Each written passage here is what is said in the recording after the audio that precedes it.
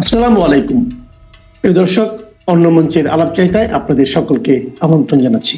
আমার এক বন্ধু পলিটিক্যাল কারণে একবার পরীক্ষা দিতে পারলো না, ক্যাম্পাসে যাওয়ার উপায় নেই, কারণ তার যে প্রতিপক্ষ দল আছে তারা তাকে মারবে। তো আমরা সকলে খুব শুনে টেনশনে পড়ে গেলাম, ভাবলাম যা হারে বেচারার 1 বছর লস হলো। তো সকলেই সন্ধ্যাবেলা তাকে গিয়ে একটু সান্ত্বনা দিলাম যে কি আর করবা, এটা তো হয়, পলিটিক্স করেছো, এটা এটা। তো আমার বন্ধুটা খুব মুচকি মুচকি হাসে। তো আমি বললাম যে তুমি হাসছো কেন?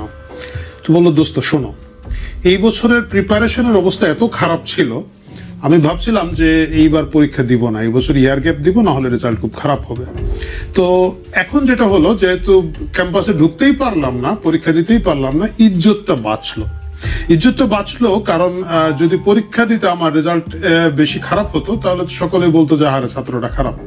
এখন বলতে পারি যে পলিটিক্যাল কারণে আমাকে পরীক্ষা দিতে দেওয়া হয় না। এই যে তোমরা আসছো সকলে মিলে একটা সহমর্মিতা দেখাচ্ছ, আত্মীয় স্বজন বন্ধু বান্ধব বাইরের সবাই বলাবলি করছে যে এই ছেলেটাকে পরীক্ষা দিতে না দেওয়াটা ঠিক হলো না। এটাই হচ্ছে গেম। কাহিনীটা কেন আপনাদেরকে বললাম, এই একই কাহিনীর মধ্যে পড়ে গেছে এখন বাংলাদেশ আওয়ামী লীগ। বাংলাদেশ আওয়ামী লীগকে নির্বাচন করতে দেওয়া হবে না, এবং এইটা নিয়ে খুব তোড়জোড় শুরু হয়েছে গত কয়েকদিন ধরে। আপনারা যদি গত বিশেষ করে সপ্তাহখানেকের ডেভেলপমেন্ট লক্ষ্য করেন তাহলে খুব মজা পাবেন। প্রথমে বলা হলো যে আওয়ামী লীগ একটা নিষিদ্ধ দল, এটা কিন্তু নির্বাচন কমিশন বললেন যে নিষিদ্ধ অবস্থায়, নিষিদ্ধ না, স্থগিত, কার্যক্রম স্থগিত অবস্থায় তাদের মার্কাও স্থগিত থাকবে। ভালো, তাদের মার্কা স্থগিত থাকা ভালো। যদি এটা মার্কা স্থগিত না রেখে যদি আবার সাবেক ছাত্রলীগ নেতাদেরকে দিয়ে দেন, মানে ন্যাশনাল নৌকা পার্টি বানায় ফেলেন আর কি, ওই যে এনসিপি আছে না, ওই যে এপিসির ভিতরে যে দলটা ঢুকে থাকে, আপনারা যদি ভুলে গিয়ে থাকেন আর কি, তো তাদেরকে যদি আবার নৌকা দিয়ে দেখেন, ওদেরকে সাপলা দিবে না। তো ওই টেনশন থেকে আওয়ামী লীগ বাঁচলো। কিন্তু খুব বড় গলায় নির্বাচন কমিশন বললেন যে না, যাদের কার্যক্রম স্থগিত তাদের মার্কা স্থগিত। খুব ভালো কথা। তারপরে আজকে দেখলাম, মানে এই ভিডিওটা যখন রেকর্ড করছি তখন আমাদের প্রেস সচিব মহোদয়, যিনি তার ডাস্টবিনের মুখ খুলে বললেন যে যাদের বিরুদ্ধে অভিযোগ আনা হবে, যাদের বিরুদ্ধে চার্জশিট দাখিল হবে, আমাদের আন্তর্জাতিক মানবতা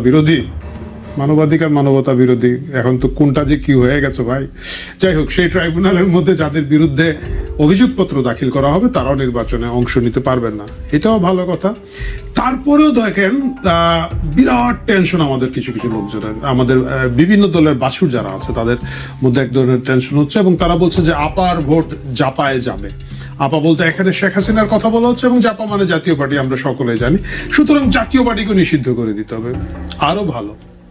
কথা হচ্ছে ভাই, আওয়ামী লীগ তো নির্বাচনে যাওয়া নিয়ে কোনো আলাপই করে নাই। আওয়ামী লীগ খুব সুস্পষ্ট একটা স্ট্যান্ড নিয়েছে। আমি যেটা তাদের নেতাদের কথাবার্তা থেকে বুঝলাম যে ডক্টর মোহাম্মদ ইউনূসে আদৌ নির্বাচন দিবে এটা আওয়ামী লীগ বিশ্বাস করে না। যদি নির্বাচন দেয় সেটা রিগড হবে, কারণ শুধু এটা এখানে না, কালার রেগুলেশন যেসব দেশে হয়েছে বিশ্বের সবখানে এটা রিগড হয়। পরবর্তী নির্বাচন এটা রিগড হবে, এখানের মধ্যে অনেক ধরনের জালিয়াতি জোচ্চুরি হবে, এবং ডক্টর ইউনূসের অধীনে আওয়ামী লীগ নির্বাচনে যাবে না। সুস্পষ্ট ক্লিয়ার মেসেজ তাদের। তাহলে কেন তাদেরকে নির্বাচনে নিবেন কি নিবেন না এটা নিয়ে আপনাদের টেনশন? আওয়ামী লীগ তো হচ্ছে ওই যে আমার সেই বন্ধুর মতো, সে দেখেছে যে তার প্রিপারেশন ভালো না, সে পরীক্ষা দিতে পারবে না। কেন প্রিপারেশন ভালো না? এখন পর্যন্ত প্রায় 150 সাবেক বলতে গত সংসদ এবং গত 2-1টা সংসদের এমপি, প্রায় 120 জনের উপরে জেলের কারাগারের মধ্যে আছেন। মানে হচ্ছে 120টা আসন এখানেই শেষ। এর বাইরে আরো অসংখ্য প্রসপেক্টিভ ক্যান্ডিডেট, সাবেক এমপি, সাবেক মন্ত্রীরা দেশের বাইরে আছেন, অসংখ্য। সুতরাং 300 আসনের কোথাও তাদের পরিচিত যে মুখগুলো, পরিচিত যে ক্যান্ডিডেটগুলো, তারা নাই। তারা যদি না থাকে তাদের নির্বাচন করা তো আওয়ামী লীগের জন্য একটা কঠিন। দ্বিতীয় হচ্ছে যে ধরলাম যে তারা নির্বাচন করলো, তাদের যে একেবারে দলীয় নেতা কর্মী, যে একেবারে ধরেন রাস্তাতে বাদাম বিক্রি করতো, সেই লোকটা যখন জয় বাংলা বলেছে তাকেও মেরে ফেলা হচ্ছে, পেটানো হচ্ছে, অথবা তাকেও জেলে দিয়ে দেওয়া হচ্ছে। আপনারা অনেকেই দেখেছেন গত সপ্তাহের একটা ঘটনা, একজন বাক প্রতিবন্ধী মানুষ, যার চিন্তা ভাবনা ঠিক গোছানো কিনা আমি জানি না, সে জয় বাংলা বলেছিল, তাকেও পুলিশ ধরে নিয়ে গিয়েছে, এবং তাকেও পুলিশ ধরে নিয়ে গিয়ে অনেকদিন, বেশ কিছুদিন জেলটেল খাটিয়ে সম্প্রতি গতকালকে বা গত পরশুদিন দেখলাম তার জামিন হয়েছে। এই যখন একটা অমানবিক পরিস্থিতি, সেই পরিস্থিতিতে আওয়ামী লীগের তো না আছে প্রার্থী, না থাকবে কর্মী মাঠের মধ্যে, তারা ভোট গোছাবে কিভাবে? সুতরাং তারা নির্বাচনে আসার ব্যাপারে খুব একটা আগ্রহ দেখাবে বলে আমার মনে হয় না।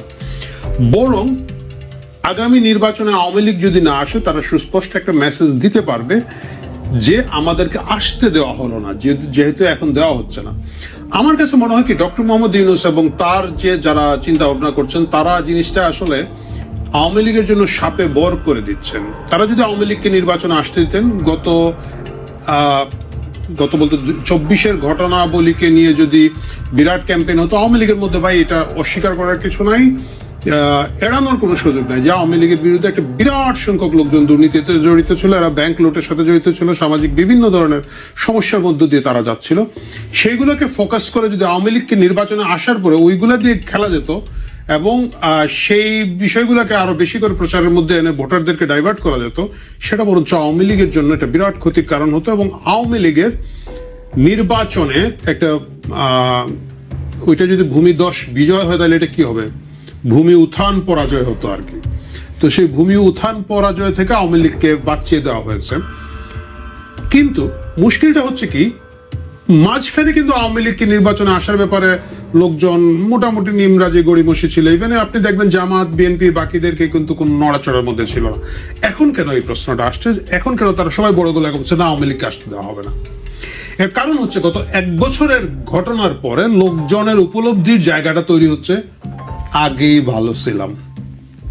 প্রিয় দর্শক, আপনারা যারা আমার এই ভিডিওটা দেখছেন তারা যদি এটা বিশ্বাস না করেন, আপনি র্যান্ডম 10 জন মানুষকে, আপনার পরিচিত 10 জন মানুষকে জিজ্ঞেস করবেন যে গত 1 বছরের ঘটনা বলে যেটা হচ্ছে ডক্টর ইউনূস এবং তার মব সরকারের যে কার্যক্রম চলছে, একই সাথে তার সাথে যে বিভিন্ন রাজনৈতিক দল যারা ক্ষমতায় আসার সম্ভাবনা তৈরি হয়েছে, বিএনপির বিরুদ্ধে যে পরিমাণ চাঁদাবাজি সন্ত্রাসের অভিযোগ এসেছে, তারপর ধরেন জামাতে ইসলাম যেভাবে একেবারে তাদের কি বলে রাজাকার বাপদের ছবি টাঙানো বিভিন্ন অফিস আদালত বিশ্ববিদ্যালয়ের কি পয়েন্টগুলো দখল করার যে রাজনীতিটা করছে, সবকিছু মিলিয়ে মানুষের কাছে যদি প্রশ্ন করেন যে গত 1 বছরের তুলনায় আওয়ামী লীগ আগে ভালো ছিল কিনা, না, অনেকেই কিন্তু মাথা চুলকে। আপনাদের কি বলবে, আমাকে আপনাদের বলার দরকার নেই যে আগেই হয়তো ভালো ছিলাম। এবং তাদেরকে যদি বলেন যে আবার আপনারা যদি নির্বাচনে কি করবেন, তারা যারা বিশেষ করে অনেকেই গত জুলাইতে যারা এক করে বিক্ষোভে ফেটে পড়েছিল, আওয়ামী লীগকে প্রতিহত করার জন্য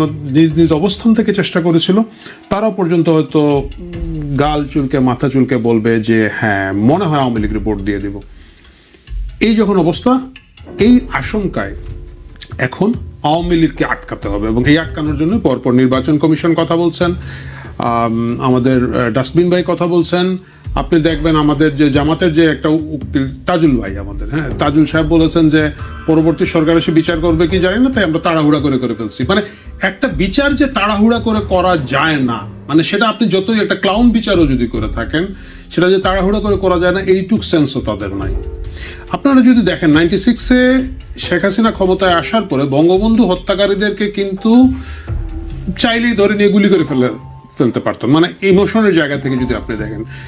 উনি কিন্তু 2001-এ বিএনপি নির্বাচিত হয়ে আসলো, বিএনপি জামাত নির্বাচিত হওয়ার আগের 5 বছর ক্ষমতা ছিলেন 96 থেকে, বিচার সম্পন্ন করতে পারলেন না, কারণ প্রসেস মেনটেন করে যেতে যেতে 5 বছর লাগলো। এখন তাজুল সাহেবের যে ভাব হচ্ছে যে না কোনো প্রসেস নাই, আগে বিচার করে ফেলতে হবে। যে কোনো মূল্যে তারা আওয়ামী লীগকে নির্বাচনে আসতে এখন আটকাবে, কারণ হচ্ছে তারা নিজেরা বুঝছে যদি এখন একটা 70% ফ্রি ফেয়ার ইলেকশন হয় এবং আওয়ামী লীগের মিনিমাম স্পেস দেওয়া হয়, আওয়ামী লীগ হয়তো নির্বাচন জিতে যাবে। ভয়ানক অবস্থা যে আওয়ামী লীগকে বিভিন্নভাবে চেষ্টা করে, বলতে গেলে বিভিন্ন শক্তি অ্যান্ড স্টেক হোল্ডার একসাথে মিলে 2024-এর জুলাইতে পরাজিত করলো। তারা যদি 1 বছর পরে ফিল করে যে আওয়ামী লীগের আবার লোকজন ভোট দিয়ে দিতে পারে, আমি তাদের দোষ দেই না, তারা তাদের জায়গা থেকে চেষ্টা করবে এটাকে আটকাতে। এবং এই কারণে আপনি দেখবেন বাসুরা বলছে যে আপার ভোট জাপায় পাবে। শুনেন, জাপারেও আপনি নিষিদ্ধ করে দিলেন। যদি আওয়ামী লীগ খেলতে চায় তাহলে যে মুশকিলগুলো তৈরি হবে আমি আপনাকে বলি, আপনি আপার ভোট জাপাকে দিবেন বলে আপনি জাতীয় পার্টিকে ব্যান করে দিলেন, ফাইন। তারপরে কি হবে? 14 দলের তো অনেকগুলো দল আছে, আপনি 14 দলকে ব্যান করে দিবেন, গুড, সেটাও করতে ফেলতে পারেন আপনারা। বাংলাদেশে নিবন্ধিত রাজনৈতিক দল কয়টা আছে প্রিয় দর্শক আপনারা জানেন? প্রায় 50টি আছে, মানে 48 থেকে 52-এর মধ্যে বিভিন্ন ডাটা পাওয়া যায়। 50টার মধ্যে আপনি যদি বলেন যে ডক্টর ইউনূস সমর্থক বা অ্যান্টি আওয়ামী লীগ খুব প্রমিনেন্ট দল যদি বলেন, 8 থেকে 10টি দল আছে এখানের মধ্যে। আপনি বিএনপি, জামায়াতে ইসলামী, ABCDEF পার্টি, ট্রাক মার্কার নূর ভাই, গণসংহতি আন্দোলন, মানে এই যদি জুলাই শক্তির কথা ধরেন এরকম হয়তো 10-12টা দল পাবেন। যে বাকি অসংখ্য দল যারা বাকি রয়ে গেছে, আওয়ামী লীগ চাইলে তার যে কোনো একটা দলের পক্ষ থেকে আপনি যদি আওয়ামী লীগ নিষিদ্ধ করে দিন, তারা কিন্তু ক্যান্ডিডেট দিয়ে দিতে পারে। এখন আপনি বলবেন যে ওই দলগুলো রাজি হবে কেন? আমি দলের নাম বলবো না, এখানে অসংখ্য দল আছে। যে কেউ খুব খুশি মনে, কারণ ওর হয়তো একটাই আসন পাওয়ার সম্ভাবনা নাই, ও বলবে ভাই 300 আসনে তুমি প্রার্থী দিয়ে দাও। অসংখ্য দল আছে এখানে, 50টা দল, 10টাকে বাদ দিলে 40টা, আপনি না হয় আরো 10টা নিষিদ্ধ করে দেবেন, 30 পার্টিজ আর দেয়ার, 30টা দল সেখানে আছে। রাজনীতি খেলতে চাইলে, রাজনীতি করতে চাইলে সেটা করা যেতে পারে। পাকিস্তানে দেখেন ইমরান খান কি করেছিলেন, ইমরান খানের দলকে নিষিদ্ধ করে দিল আর স্বতন্ত্র প্রার্থী দাঁড় করে দিলেন। আমি জানি এটা বাংলাদেশে একটু চ্যালেঞ্জ হচ্ছে বিভিন্ন কারণে। প্রথম কারণ হচ্ছে যে আপনি 1% ভোটারের স্বাক্ষর সংগ্রহ করতে হয় যদি স্বতন্ত্র দাঁড়াতে হয় বর্তমান নিয়ম অনুযায়ী। আমি জানি না, এটা হয়তো নির্বাচন কমিশন আওয়ামী লীগকে ঠেকানোর জন্য আগামীতে 5% নিয়ে চলে যাবে। 1% ভোটারের ভোট স্বাক্ষর সংগ্রহ করা এই মুহূর্তে আওয়ামী লীগের জন্য চ্যালেঞ্জ, কারণ তাদেরকে ওইটা মোবিলাইজ করার জন্য যে রাস্তায় যেতে হবে, ঘরে ঘরে যেতে হবে, সেটা করার সুযোগ আওয়ামী লীগের কর্মীদেরকে দেওয়া হবে না। এবং দেওয়া না হলেও তারা যদি কোনোভাবে সেটা সংগ্রহ করে, নির্বাচন কমিশন বলবে যে না, আমরা ফোন করে অমুককে পাই নাই, সুতরাং এটা তার স্বাক্ষর না, নমিনেশন বাতিল। এই ঝামেলার বাইরে গিয়ে আওয়ামী লীগ যদি যে কোনো একটা রাজনৈতিক দল থেকে যে কোনো একটা মার্কা নিয়ে দাঁড়িয়ে যায়, তাদের লোকজন কি করবে? এইখানে দ্বিতীয়ভাবে আমাদের প্রেস সচিব মহোদয় বলেছেন যে যাদের নামে চার্জশিট হয়ে যাবে তাদেরকে নির্বাচনে আসতে দেওয়া হবে না। গুড। সেক্ষেত্রে কি হবে? এখন আপনি ঢালাওভাবে আওয়ামী লীগের সকল সম্ভাব্য প্রার্থীদের বিরুদ্ধে চার্জশিট দিয়ে রেখে দিবেন, এরা নির্বাচনে আসতে পারবে না। আপনি মার্কা ঠেকাতে পারলেন না, মানে পার্টি ঠেকাতে পারলেন না, আপনি এইভাবে ক্যান্ডিডেট ঠেকিয়ে দিবেন। মুশকিল হচ্ছে গিয়ে এটা আওয়ামী লীগের জন্য সাপে বর হবে যদি তারা নির্বাচনে আসতে চায়। তাহলে তারা প্রচুর তরুণ প্রার্থী দিতে পারবে, প্রচুর নতুন প্রার্থী দিতে পারবে। এবং আমি জানি সেই নতুন প্রার্থীদের প্রায় সকলেই ধরেই নিবে যে আমি জিতবো না। কোনো প্রার্থী যখন আমি জিতবো না মোডে গিয়ে ইলেকশন করে, তার তো হারাবার কিছু নাই, তার টেনশনের কিছু নাই, তার চিন্তার কিছু নাই, কিন্তু সে মনে করবে যে আগামীতে আওয়ামী লীগের প্রার্থী হিসাবে আমার একটা শক্ত অবস্থান হলো, একটা সুযোগ পেয়েছে। এই সুযোগে যেহেতু আমাদের সিনিয়র লিডারদেরকে বা অনেক জায়গায় বুড়ো প্রার্থী যারা আছেন, বয়স হয়ে গিয়েছে, জেল টেল খেটে এদের কজন বাঁচবে মারা যাবে আল্লাহ জানে, এই স্পেসটা আমরা দখল করে নিই। আপনি তাদেরকে কিভাবে ঠেকাবেন? এবং কিছু কিছু জায়গায় আছে না, আওয়ামী লীগ কিছু ও তো বড় দলের মানে নির্বাচনের যে কিছু যোগ ছিল, কৌতুক তারা করতো, আওয়ামী লীগ করতো এটাকে নিয়ে। যেমন ধরেন ধানমন্ডির মতো একটা গুরুত্বপূর্ণ আসনে সে নায়ক ফেরদৌসকে দিয়ে দিল। নায়ক ফেরদৌসকে ভাই কেন ভাই? কোন আন্দোলনে নায়ক ফেরদৌসের অবদান ছিল যে বলা যেতে পারে যে না ঠিক আছে উনি ছাত্র রাজনীতি করে নাই বা অন্যান্য জিনিস করে নাই, কিন্তু কালচারালি উনি খুব বিরাট একটা সুবিধা করে দিয়েছে আওয়ামী লীগের পক্ষে, বা আওয়ামী লীগের পক্ষে বাদ দেন, মুক্তিযুদ্ধের স্পিরিটের পক্ষে বা সার্বজনীন বাংলাদেশের স্বার্থে উনি একজন অ্যাক্টিভিস্ট হিসাবে কোথাও ভালো কাজ করেছেন, সুতরাং ওনাকে আমরা আসন দিলাম। কোনো কারণ ছিল নায়ক ফেরদৌসকে, মানে আমি শুধু ফেরদৌসের নামটা মনে আসলো বলে বললাম, এরকম আর অসংখ্য ফেরদৌস বিভিন্ন আসন আসে। এইসব আবর্জনা, মানে যারা গত 1 বছর আর কথাই বলছে না, কোথায় আছে কেউ জানে না, মানে ভাই সোশ্যাল মিডিয়া তো অন করে কথা বলতে পারো, যাই হোক সেটা বাদ দেয়। এইসব আবর্জনা পরিষ্কার হয়ে গেলে আওয়ামী লীগের একটা তরুণ নতুন একটা ব্যাচ তৈরি হবে। আওয়ামী লীগের এই মুহূর্তে এসে নতুন একটা নেতৃত্বের প্রয়োজন আছে। লিডারশিপে এখন আমি মনে করি ব্যক্তিগতভাবে 40 to 60, 40 থেকে 60 বছরের বয়সী যারা আছে তাদেরকে নিয়ে একটা সেকেন্ড টায়ার অফ লিডারশিপ তৈরি করা যায়। এবং এই নির্বাচনে যদি আওয়ামী লীগ আসার চেষ্টা করে, চায়, সেটা সম্ভব। এবং সেইটা আটকানোর ক্ষমতা ডক্টর ইউনূসের নাই। কেন নাই আমি আপনাকে বলে দিলাম। দল না থাকলে দল পাওয়া যাবে। হ্যাঁ, আপনারা বলবেন যে নৌকা মার্কা থাকবে না, নৌকা মার্কা না থাকলে লোকজন কি যেন হয়, বিভ্রান্ত হয়ে যাবে। আমি আপনাদেরকে নিশ্চয়তা দিতে পারি আজকালকার যুগে, এই টেকনোলজির যুগে কেউ কোনো কারণেই বিভ্রান্ত হবে না।